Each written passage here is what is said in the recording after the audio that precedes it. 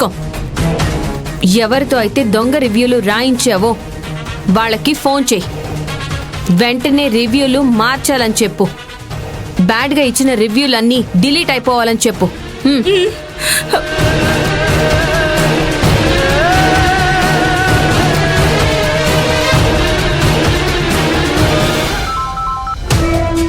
Hello madam, చెప్పండి. ఒరే, KT company clay cooker మీద ఉన్న నెగటివ్ రివ్యూస్ అన్ని డిలీట్ అయిపోవాలి. అర్జెంటుగా పాజిటివ్ రివ్యూలు రాయాలి.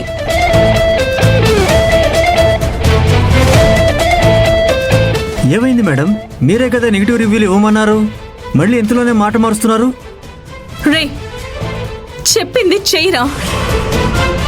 మన ద్వారా ఏవైతే నెగటివ్ రివ్యూలు వచ్చాయో అవన్నీ సోషల్ మీడియాలో ఉండకూడదు. ఆ క్లే కుక్కర్ మీద పాజిటివ్ రివ్యూలు మాత్రమే ఉండాలి.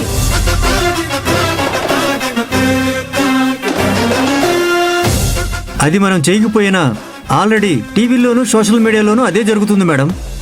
హే, ఏం మాట్లాడుతున్నావురా? ఆల్రెడీ జరగడం ఏంటి? పాజిటివ్ రివ్యూలు ఎవరిస్తున్నారు?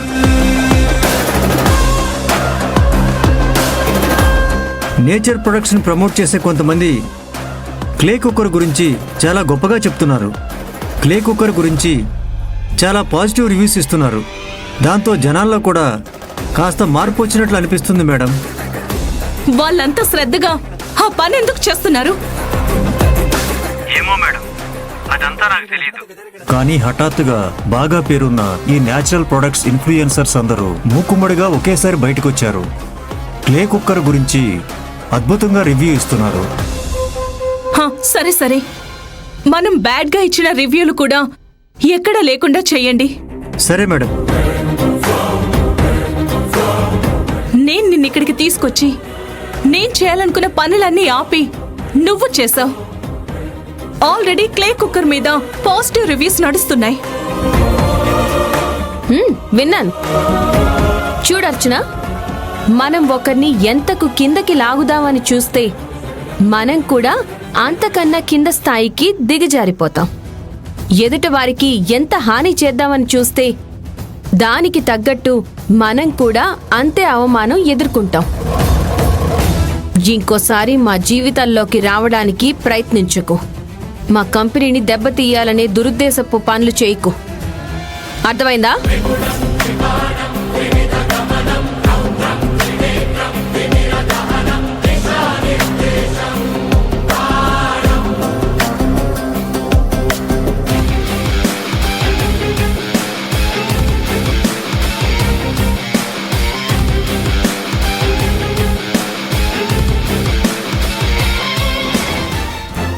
అసలు నీలవేణి ఎక్కడికి వెళ్ళిపోయి ఉంటుంది? తనకు తానుగా ఖచ్చితంగా ఎక్కడికి వెళ్ళుండదు. ఒకవేళ తన్నెవరైనా ఏమైనా చేసుంటారా? కానీ అంత ధైర్యం ఎవరికుంది? నీలవేణి కోసం ప్రాణాలైనా ఇవ్వడానికి నేను సిద్ధంగా ఉన్నానని వాళ్ళకి తెలియకుండా ఉంటుందా?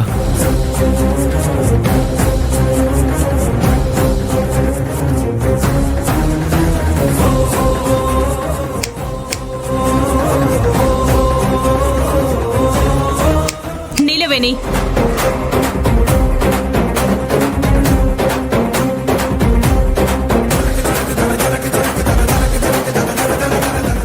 నీలవేణి, ఇదంతా నా వల్లే జరిగిందని, నా వల్లే మీ కంపెనీ పేరు దిగజారిందని ఎవరికైనా చెప్పావో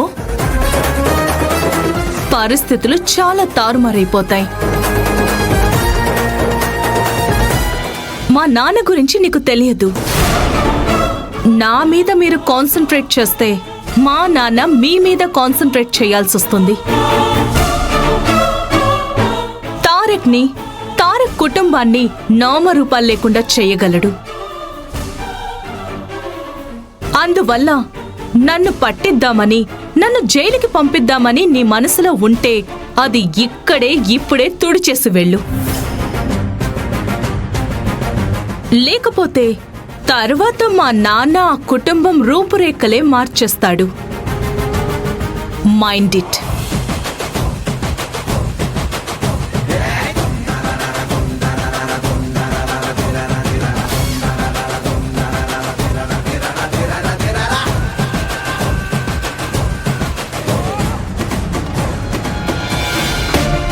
ఓకే, నేను చెప్పేది వినండి. ఈ కంపెనీ బోర్డ్ మెంబర్స్గా కంపెనీ అభివృద్ధి చెందాలని మీరందరూ ఎలా కోరుకుంటున్నారో ఈ కంపెనీ స్థాపకురాలిగా నేనంతకు 100 రెట్లు కోరుకుంటున్నాను. నన్ను నమ్మండి. ఈ పరిస్థితి నుంచి మనం ఎలాగైనా బయటపడతాం. మళ్ళీ మన కంపెనీ విలువ పెరుగుతుంది. మన కంపెనీ షేర్ వాల్యూస్ కూడా పెరుగుతాయి. నా మీద నమ్మకం ఉంచండి, సరేనా? ఇలాంటి పరిస్థితుల్లో అందరికీ సమాధానం చెప్పడం చాలా కష్టం. ఉన్న పళంగా ఈ సమస్య నుంచి బయటపడాలి.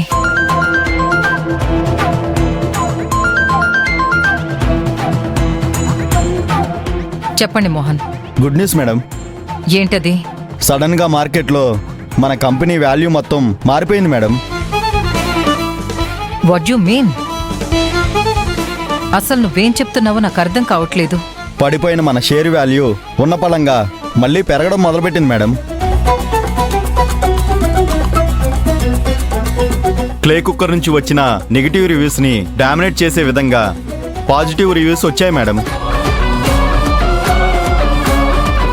టీవీలో, సోషల్ మీడియాలో ఎక్కడ చూసినా మన క్లే కుక్కర్ గురించి పాజిటివ్ రివ్యూస్ మేడం.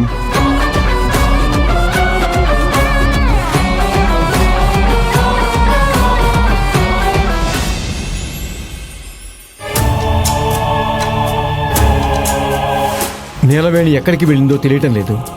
ఏం జరిగిందో అర్థం కావటం లేదు. తారక్ ఆల్రెడీ నీలవేణిని వెతికే పనిలో ఉన్నాడు. మీ వైపు నుంచి కూడా గట్టిగా ప్రయత్నించండి. నీలవేణి ఆచూకీ కనుక్కోండి, సరేనా?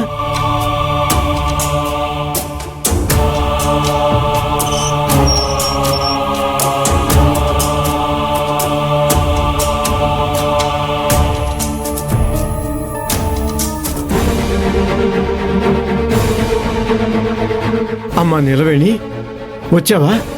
నువ్వు ఏమైపోయావనని ఎంత కంగారు పడిపోయావో తెలుసా? అసలు ఎక్కడికి వెళ్ళిపోయావు?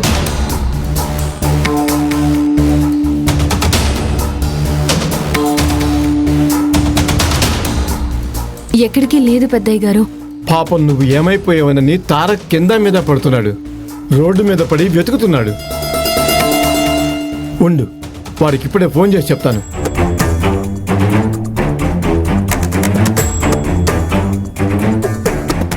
అబ్బా, దీని పీడ విరుగుడైపోయిందేమో, ఇక మళ్ళీ తిరిగి రాదేమో అనుకున్నాను. దిగబడిందన్నమాట. మరీ నీకంత అత్యాస ఉండకూడదు కాంచన. నీలవేణిని బయటికి పంపించాలంటే దానికో పెద్ద ప్లానే వేయాలి.